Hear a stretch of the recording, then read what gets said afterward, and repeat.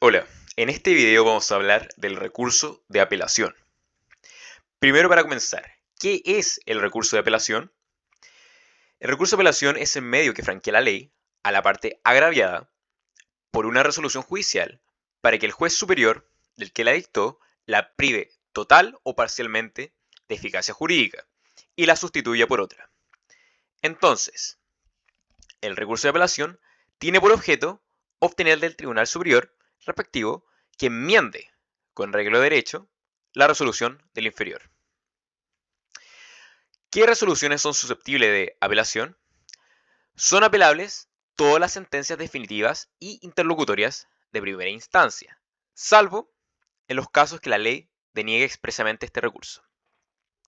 Los autos y decretos no son apelables cuando no ordenen trámites necesarios para la sustentación regular del juicio, pero son apelables cuando alteran dicha sustentación o recaen sobre trámites que no están expresamente ordenados por ley.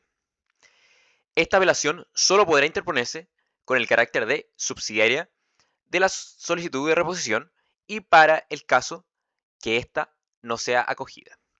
Por lo tanto, la regla general es que proceda contra sentencias definitivas y sentencias interlocutorias de primera instancia.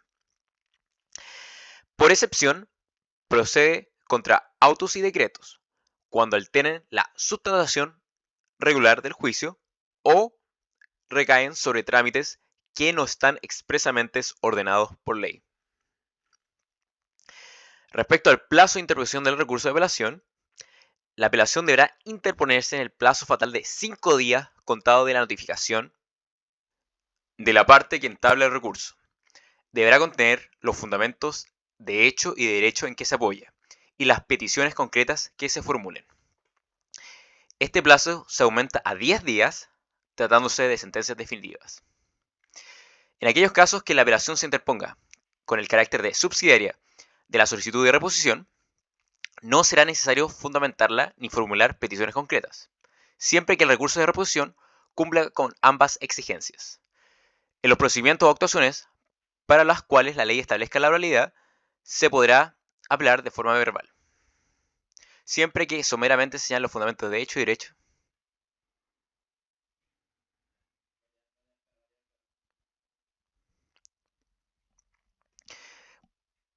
Bueno, y también hay que decir que en los casos que la apelación se interponga con el carácter de subsidiaria a la solicitud de reposición, no sería necesario fundamentarla ni formular peticiones concretas, siempre que el recurso de reposición cumpla con ambas exigencias.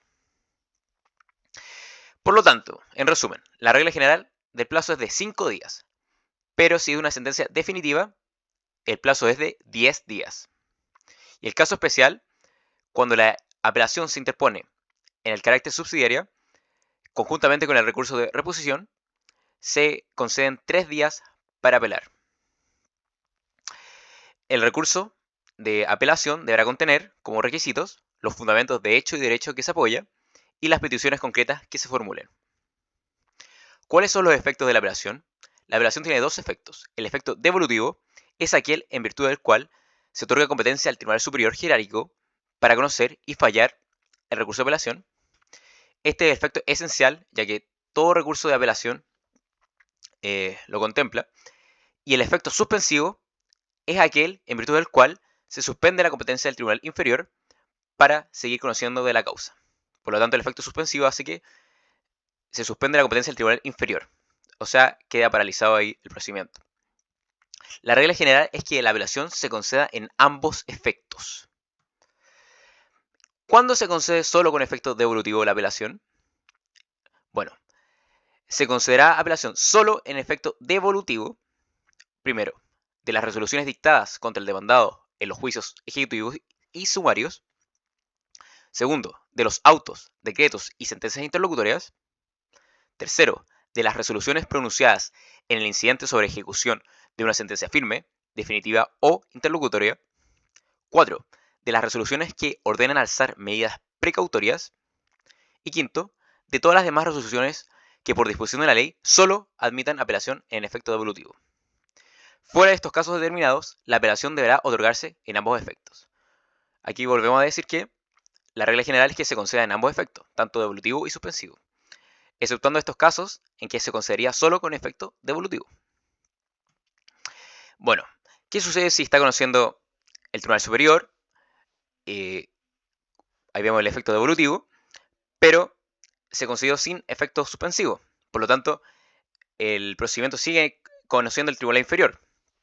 Para estos casos tenemos la orden de no innovar, que es una medida cautelar dictada por un órgano jurisdiccional con ocasión de haberse interpuesto ciertas acciones o recursos, intimando a cualquiera de las partes o al tribunal inferior que se abstenga a alterar, mientras dure el proceso, el estado de las cosas sobre las cuales versa o versará el litigio, o que se abstenga a cumplir la resolución recurrida. Por lo tanto, queremos decir que la orden de no innovar suspende los efectos de la resolución recurrida o paraliza su cumplimiento, según sea el caso. Ante una apelación en solo efecto devolutivo, la parte solicita y el tribunal de alzada dicta una resolución fundada para el efecto de conceder la orden no innovar. Las peticiones de orden no innovar serán distribuidas por el presidente de la Corte, mediante sorteo entre las salas en que se encuentra dividida, y resolverán en cuenta. Por lo tanto, si se concede solo con una apelación con efecto devolutivo, nosotros podríamos pedir una orden no innovar. De esa manera, hacemos que el tribunal inferior se abstenga a alterar mientras que dura el proceso. Bueno, vamos a hablar de la tramitación del recurso de apelación. Primero, el recurso se debe interponer ante el tribunal acuo.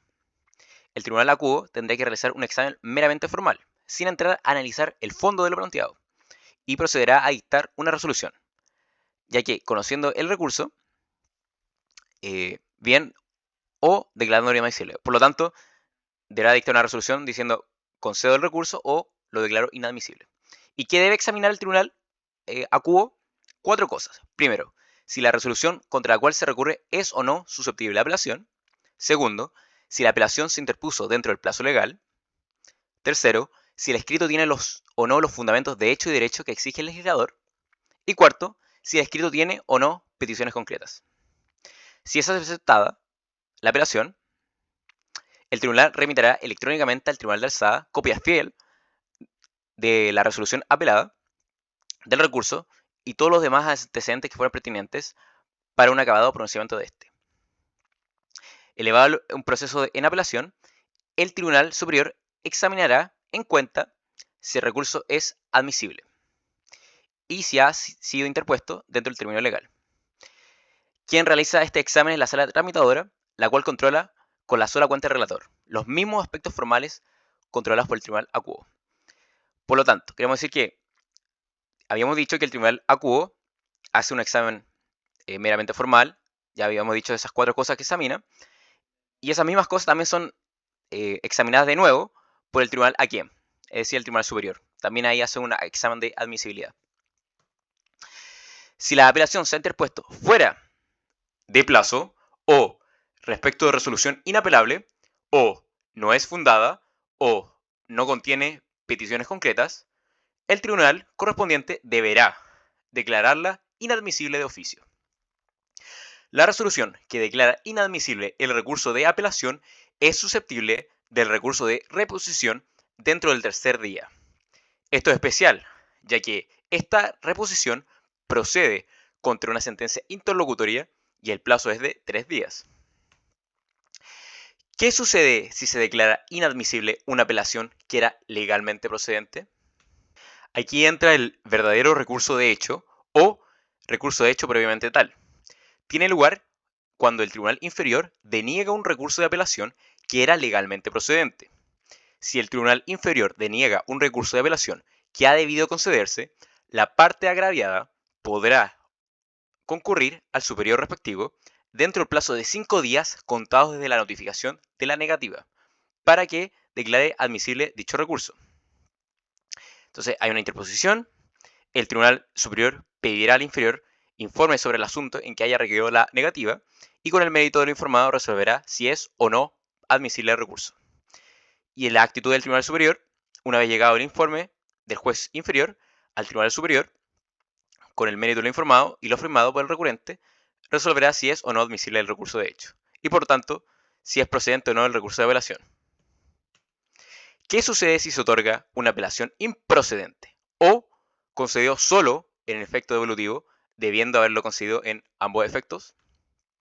Aquí entra la figura del falso recurso de hecho. Tiene lugar cuando el tribunal inferior concedió un recurso de apelación improcedente o lo concedió solo con efecto devolutivo, debiendo haberlo concedido en ambos efectos, o lo concedió en ambos efectos en circunstancia que solo procedía en efecto devolutivo.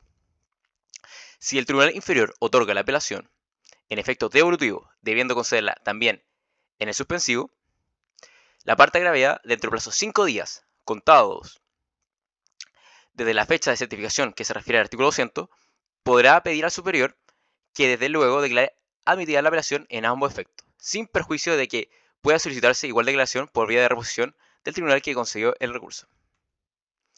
También está la figura de la adhesión a la apelación. Adherirse a la apelación es pedir reforma de la sentencia apelada en la parte que él se estima gravosa al apelado.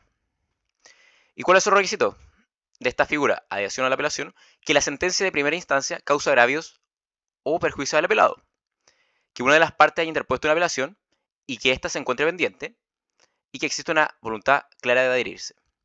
Conforme a lo dispuesto en el artículo 217, inciso 1 del CPC, la adhesión de la apelación solo se puede efectuar en segunda instancia, dentro del plazo de 5 días desde la fecha de certificación que se refiere al artículo 200, es decir, de la certificación que realiza el tribunal de la recepción de la carpeta electrónica. El escrito de adhesión a la apelación deberá cumplir con los requisitos de la apelación. Entonces aquí vemos que una misma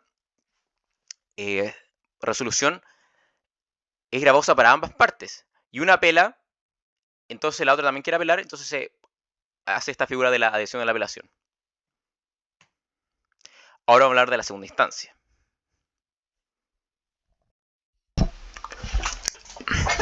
Aló. Bueno, quisiera decir que antes de seguir me gustaría decir que una instancia es un grado jurisdiccional que ve tanto los hechos y el derecho.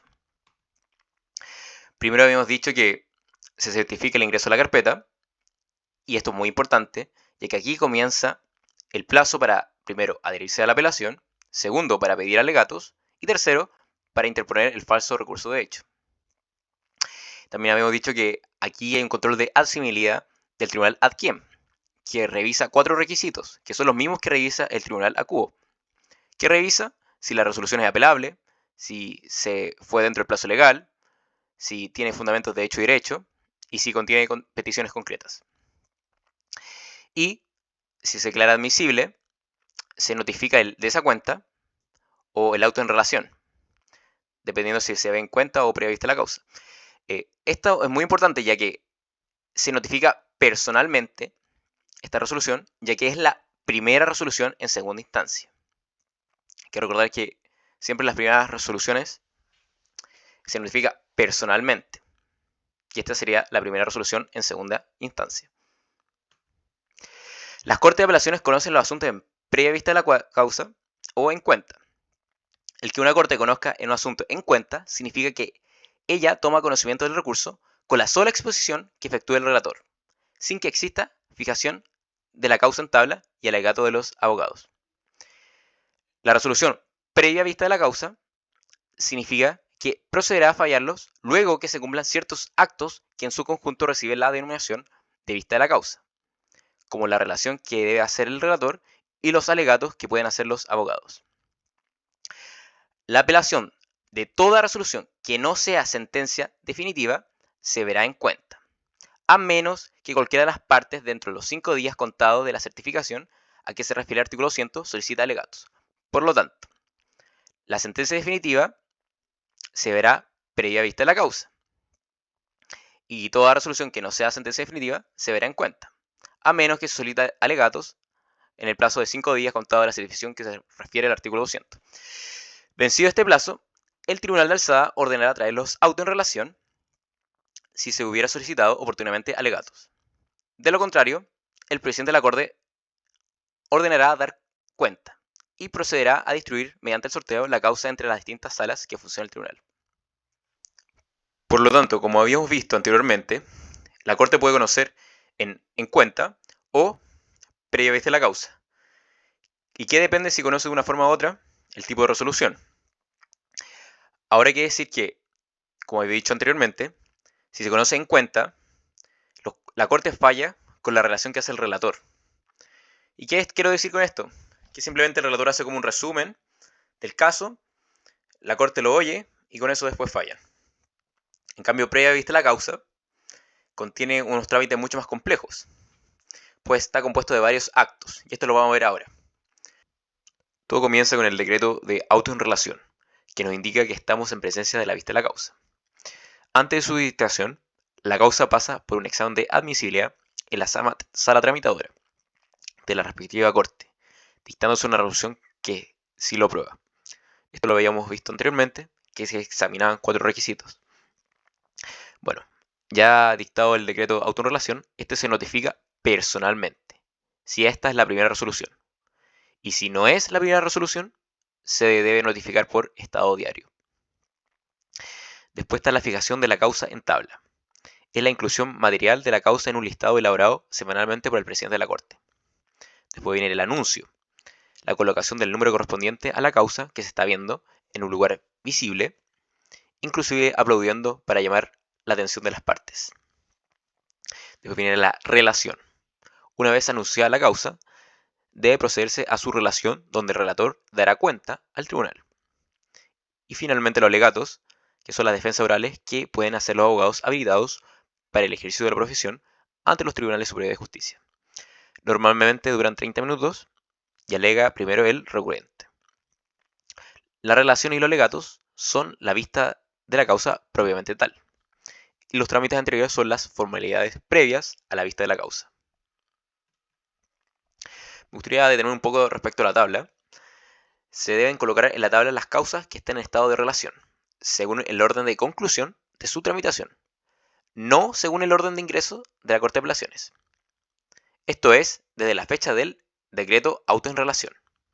Sin embargo, este orden cronológico puede verse alterado por 2 tipos de causas.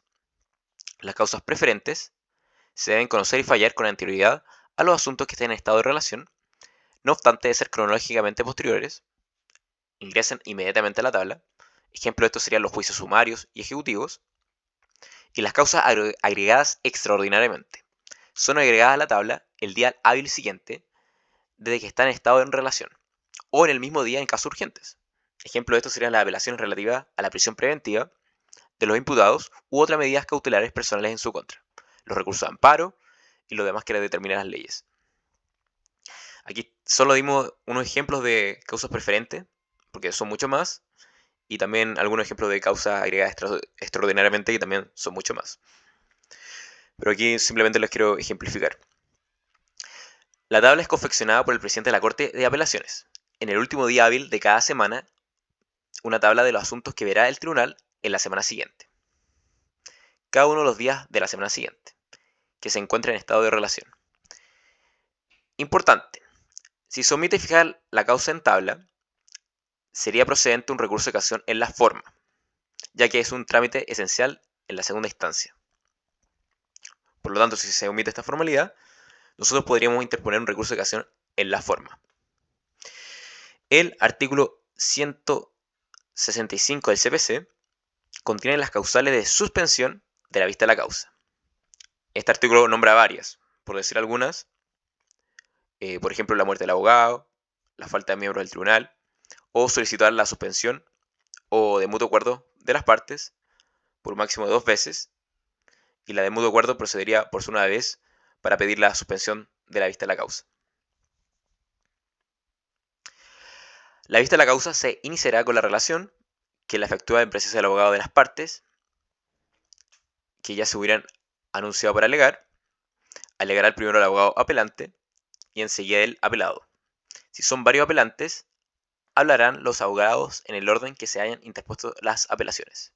Y si son varios apelados, los abogados intervendrán por el orden alfabético de aquellos. Los abogados tendrán derecho a rectificar los errores de hecho que observen en el alegato de la contraria, al término de este, sin que les sea permitido replicar en lo conociente a los puntos de derecho.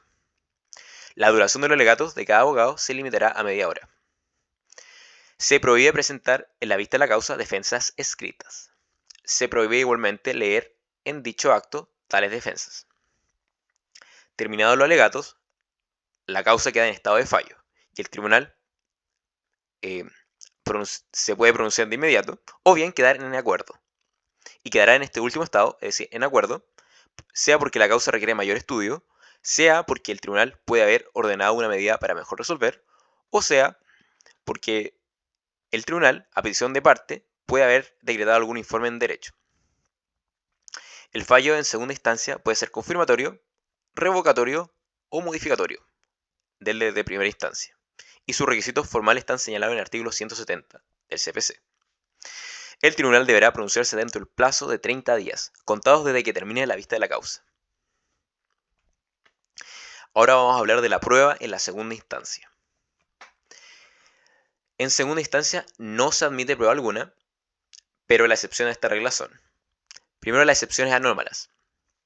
Las excepciones de prescripción, cosa juzgada, transacción y pago efectivo de la deuda, cuando ésta se funde en un antecedente escrito, podrán oponerse en cualquier estado de la causa, pero no se admitirán si no se alegan por escrito antes de la citación para la sentencia en primera instancia o de la vista de la causa en segunda instancia. Respecto a los instrumentos podrán presentarse en cualquier estado del juicio hasta el vencimiento probatorio en primera instancia y hasta la vista de la causa en segunda instancia. La agregación de los que se presenten en segunda instancia no suspenderá en ningún caso la vista de la causa, pero el tribunal no podrá fallarla sino después vencido el término de citación cuando haya lugar a ella.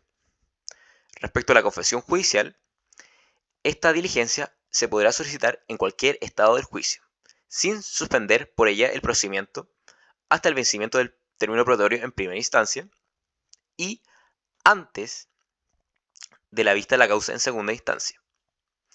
Este derecho solo lo podrán ejercer las partes hasta 2 veces en primera instancia y 1 vez en segundas, pero si se alegan hechos nuevos durante el juicio, podrá exigirse 1 vez más.